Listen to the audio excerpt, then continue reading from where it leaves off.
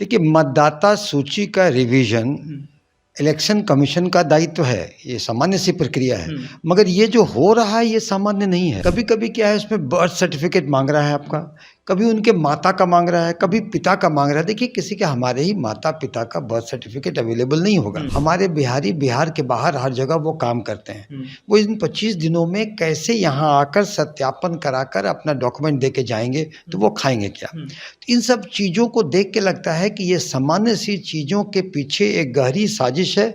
जैसा कि भाजपा का चाल, चरित्र और चेहरा, ये तीनों उजागर होता है। भाजपा के पास जो वॉशिंग मशीन है, किसी पर करोड़ों रुपए का घोटाला का चार्ज होगा, भाजपा ज्वाइन करने के बाद ईडी वहां जाना बंद कर देता है। तो ईडी, इनकम टैक्स, सीबीआई का दुरुपयोग तो हो ही रहा है। नमस्कार, मैं हूं अभिजीत। आप देख रहे हैं NBC 24। बिहार में विधानसभा चुनाव होने हैं और बिहार विधानसभा चुनाव से पहले मतदाता पहचान पत्र को लेकर बिहार में सियासी घमासान शुरू हो चुका है। देखिए, कांग्रेस एक तरफ कह रही है कि बिहार खतरे में, तो वहीं तेजस्वी यादव लगातार कह रहे हैं कि बीजेपी जो है बिहार के मतदाताओं को गुमराह कर रही है, कि साजिश के तहत लोगों को जो है परेशान कर रही है। कैसे देखते हैं? कहा जा रहा है कि जो मतदाता सूची है उसे सत्यापन किया जा रहा है, लोगों से जाकर जो BLO है वो सत्यापन करेंगे।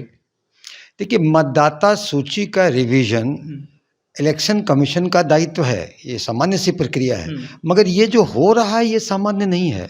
इसका टाइमिंग देखें तो चुनाव के पहले है, और टाइम इतना कम है कि 1 महीने के अंदर वो कहा जा रहा है कि सभी लोग अपने दस्तावेज दे दें। दस्तावेज भी बड़े क्लिष्ट हैं, कभी कभी तो तो टाइमिंग तो कम है। कभी कभी क्या है, उसमें बर्थ सर्टिफिकेट मांग रहा है आपका, कभी उनके माता का मांग रहा है, कभी पिता का मांग रहा है। देखिए, किसी के हमारे ही माता पिता का बर्थ सर्टिफिकेट अवेलेबल नहीं होगा इस कम समय में, जबकि रोपनी का टाइम है। बहुत जगह बाढ़ आए हुए हैं, और आपको ऐसा मालूम होगा कि बिहार की पूंजी मानव संसाधन है। हमारे बिहारी बिहार के बाहर हर जगह वो काम करते हैं। वो इन 25 दिनों में कैसे यहाँ आकर सत्यापन कराकर अपना डॉक्यूमेंट दे के जाएंगे, तो वो खाएंगे क्या? तो इन सब चीज़ों को देख के लगता है कि ये सामान्य सी चीज़ों के पीछे एक गहरी साजिश है। जैसा कि भाजपा का चाल, चरित्र और चेहरा, ये तीनों उजागर होता है। और भाजपा अपने स्वायत्त संस्थाओं को अपने हथकंडों के लिए इस्तेमाल करती है। ये लगातार भाजपा का आरोप लगाती है। आरोप नहीं है, सारे लोग जानते हैं कि जितनी स्वायत्त संस्थाएं उसको भाजपा दुरुपयोग करती है, और स्वायत्त संस्थाएं अपना क्रेडिबिलिटी खो दी है।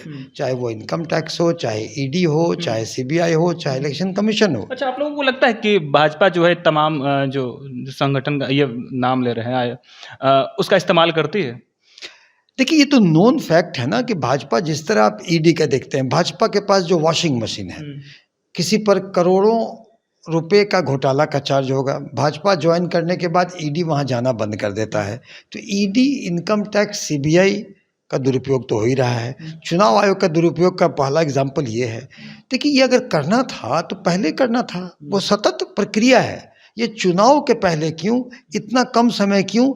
इसलिए इतना कम समय। ये नहीं कि क्यों सत्यापन हो रहा, आपत्ति ये है विपक्ष को कि जल्दी किया जा रहा है, कम समय में किया जा रहा है। इनकी इसका देखिए, टाइमिंग, टेक्निक है ना, ये दोनों पर आपत्ति है। टाइमिंग, टेक्निक और इनका जो क्रेडिबिलिटी है वो नहीं है। आप अब बताएं ना कि जितने बाहर में प्रवासी मजदूर हैं या किसान जो कि रोपनी में लगे हुए हैं, तो इन लोगों का तो नहीं हो सकता है। तो जाहिर है ये किसके वोटर हैं?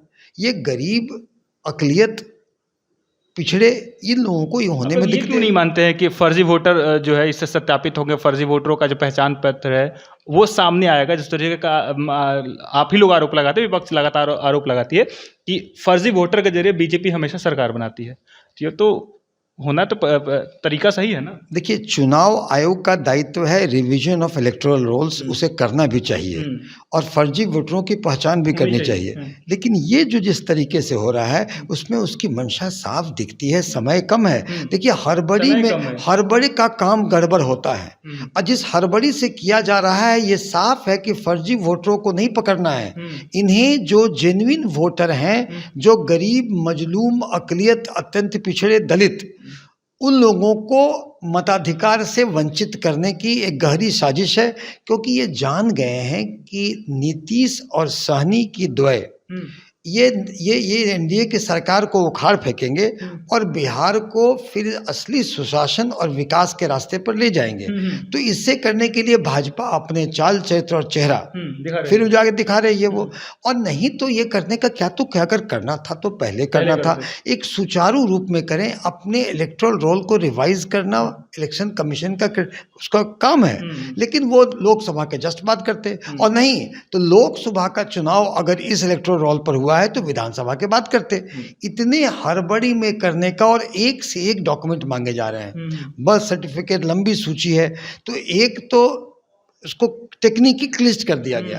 इतनी आसान नहीं है कि अगर तुम आप बताइए कोई एक मजदूर जो प्रवासी मजदूर कहीं आज सूरत में काम कर रहा हो, वो यहाँ आएगा, अपने डॉक्यूमेंट खोजेगा, अपने पिताजी का बर्थ सर्टिफिकेट खोजेगा, तब अपना अपडेट कराएगा। ये तो साफ लगता है ना कि मंशा क्या है। इसीलिए हम ये होने देंगे नहीं। और एक बार फिर जनता सजग हो गई है कि ऐसे करके भाजपा क्या अचीव करना चाहती है। इलेक्शन कमीशन स्वायत्त संस्था है, ऑटोनोमस है, लेकिन इन सब कारनामों से इलेक्शन कमीशन का भी जो क्रेडिबिलिटी है उस पर प्रश्नवाचक चिन्ह लग रहा है। इसलिए इलेक्शन कमीशन को चाहिए कि उन्हें लोकतांत्रिक इतिहास कभी माफ़ नहीं करेगा अगर वो किस पार्टी के वो एजेंट के रूप में काम करेंगे तो देखिए, हमारे साथ बातचीत करने के लिए वीआईपी प्रवक्ता डॉक्टर सुनील हैं। देखिए किस तरीके से कह रहे हैं कि जो भारतीय जनता पार्टी है वो अपना चाल चरित्र दिखा रही है और लोगों को परेशान कर रही है। फिलहाल के लिए इतना ही। आप देख रहे हैं NBC 24।